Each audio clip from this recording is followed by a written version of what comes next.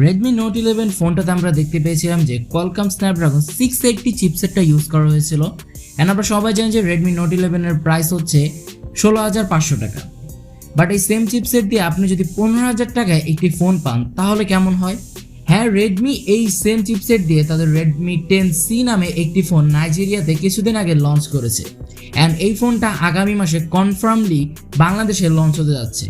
But শুধুমাত্র performance দেখে একটি ফোন কেনা উচিত না, এর অনেক কিছুই ম্যাটার করে। সো আজকে বলবো এটাতে কি কি স্পেসিফিকেশন থাকছে, কেমন ইউজারদের জন্য এই ফোনটা ভালো হবে।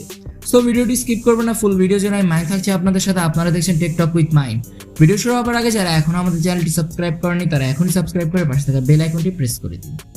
ফার্স্ট অফ অল যদি লুকস এন্ড বিল্ড কোয়ালিটি নিয়ে কথা বলি, রেয়ারে দেখতে গেলে বেশ বড় সড়ো একটা ক্যামেরা মডিউল দেখতে পাচ্ছেন, যেখানে রেডমির ব্র্যান্ডিং পাচ্ছেন।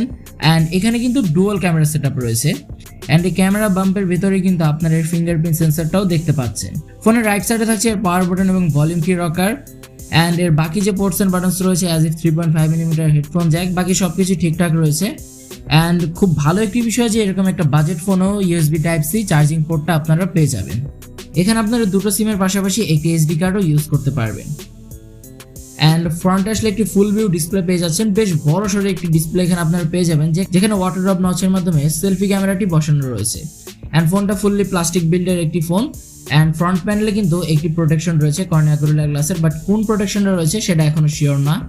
এই ফোনের ডিসপ্লে সেকশনে আপনারা পেয়ে যাবেন 6.71 ইঞ্চের এইচডি প্লাস রেজলিউশনের একটি আইপিএস এলসিডি প্যানেল ডিসপ্লে, যেটা পিপিআই ডেন্সিটি হচ্ছে 268। মেইনলি এখানে যদি তারা একটি ফুল এইচডি প্লাস রেজলিউশনের ডিসপ্লে ইউজ করতো তাহলে হয়তো একেবারেই জমে যেত। বাট এখানে একটি এইচডি প্লাস ডিসপ্লে ইউজ হওয়াতে এর কালার অ্যাকুরেন্সি কিংবা বেশ কিছু জায়গায় আমি প্রবলেম শুনতে পেরেছি। প্লাস হচ্ছে এর সাইড থেকে দেখতে গেলে অনেকটা নেগেটিভিটি আপনারা দেখতে পারবেন। মেইনলি ডিসপ্লে সেকশনটা এখানে বেশ কম সম মনে হচ্ছে আমার কাছে। পারফরমেন্স সেকশনে যদি কথা বলি, 2022 মার্চ মাসে এসেও এই ফোনটাতে Android 11 রান করা রয়েছে, এই বিষয়টা আমার কাছে খারাপ লেগেছে। অ্যান্ড ব্যাকএন্ডে আপনারা Xiaomi UI 13টা পেয়ে যাবেন।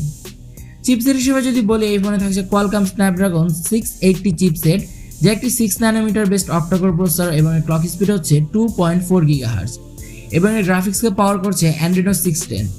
আমার কাছে মনে হয় না যে এরকম একটা বাজেট পয়েন্টে 680 চিপসেটটা কোনো ব্র্যান্ড দিচ্ছে। যদি কোনো ব্র্যান্ডে আপনারা দেখে থাকেন অবশ্যই কমেন্ট সেকশনে জানিয়ে দিবেন। অ্যান্ড বাজেটের কথা চিন্তা করলে এরকম একটা হেভি চিপসেট অবশ্যই এই ফোনের জন্য একটা প্লাস পয়েন্ট। যারা গেমিং করেন প্লাস হচ্ছে যাদের পারফরমেন্সটাই মেইন ফ্যাক্ট, তাদের জন্য কিন্তু এই ফোনটা বেশ ভালো হবে, খুব ভালো পারফরমেন্স করবে।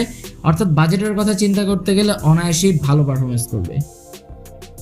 এই ফোনের দুটো মাত্র ভ্যারিয়েন্ট রয়েছে, 4GB RAM 64GB ROM এবং 4GB RAM 128GB ROM। আমি বলবো যারা খুব হার্ড গেমিং করেন তারা যদি 128 যে ভ্যারিয়েন্টটা রয়েছে সেটা নিতে পারেন তাহলে হয়তো ভালো হবে। এবং স্টোরেজ টাইপ হিসেবে থাকছে UFS 2.2।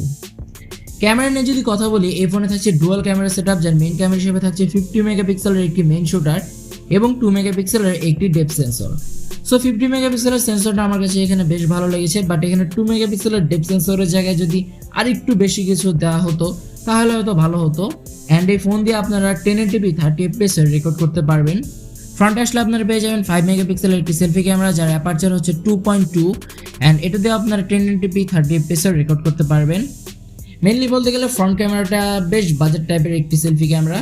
ব্যাটারি ব্যাকআপ নিয়ে যদি কথা বলি, এই ফোনে থাকছে 5000 mAh ব্যাটারি ব্যাকআপ, যেটাকে চার্জ দেওয়ার জন্য বক্সে পেয়ে যাবেন 10 ওয়াটের ফাস্ট চার্জার। বাট এই ফোনটা কিন্তু 18 ওয়াট ফাস্ট চার্জ সাপোর্টেড, অর্থাৎ এই 5000 mAh ব্যাটারিকে আপনার চার্জ দিতে 10 ওয়াটের যে চার্জারটা রয়েছে সেটা দিয়ে প্রায় 2.5 ঘন্টার অধিক সময় লেগে যাবে। বাট আপনার কাছে যদি একটি 18 ওয়াটের চার্জার থাকে সেক্ষেত্রে আপনি ফোনটা 1.5 থেকে 2 ঘন্টার মধ্যে অনায়াসে চার্জ করতে পারবেন। সো বাইরে থেকে একটা 18 ওয়াটের চার্জার কিনে নিতে পারেন। মেইনলি এটা 6nm বেসড একটি প্রসেসর হওয়াতে বেশ ভালো একটা ব্যাটারি ব্যাকআপ পাবেন। যারা গেমিং করেন অনায়াসে 7 ঘন্টার মতো টানা ব্যাকআপ পেয়ে যাবেন। প্লাস হচ্ছে রেগুলার ইউজার যারা রয়েছেন একদিনের অধিক সময় কিংবা কাছাকাছি 1.5 দিনের মতো ব্যাকআপ পেয়ে যাবেন। সো এবার যে সব কিছু মিলিয়ে ফোনটা সম্পর্কে বলি, মেইনলি যাদের অন্য কোনো দিক না শুধুমাত্র পারফরমেন্স বেসড একটি ফোন দরকার এবং বাজেট 14 থেকে 15,000 টাকা, তারা চোখ বন্ধ করে এই ফোনটার জন্য ওয়েট করতে পারেন, বেশ ভালো হবে। বাট যাদের ডিসপ্লেটাও মেইন ফ্যাক্ট, অর্থাৎ মিডিয়া কনজাংশন করেন প্লাস হচ্ছে ক্যামেরাটাও মেইন ফ্যাক্ট, তারা এই ফোনটা না কেনাটাই বেটার, কারণ এই ফোনটার ডিসপ্লে তেমন একটা ভালো না। প্লাস হচ্ছে ক্যামেরা সেকশনে তেমন কিছু দেখতে পাচ্ছি না, বাট চালিয়ে নেওয়ার মতো অবশ্যই ভালো একটি সেন্সর রয়েছে। তো এই সব কিছু মিলিয়ে আপনাদের কাছে ফোনটা কেমন লেগেছে সেটা অবশ্যই কমেন্ট সেকশনে জানিয়ে দিবেন। পার্সোনালি আমার কাছে এটা পারফরমেন্স বেস্ট একটি ফোন মনে হয়েছে। অ্যান্ড এই ফোনটা আগামী মাসের মাঝদিক কিংবা প্রথম দিকেই বাংলাদেশে লঞ্চ হতে পারে।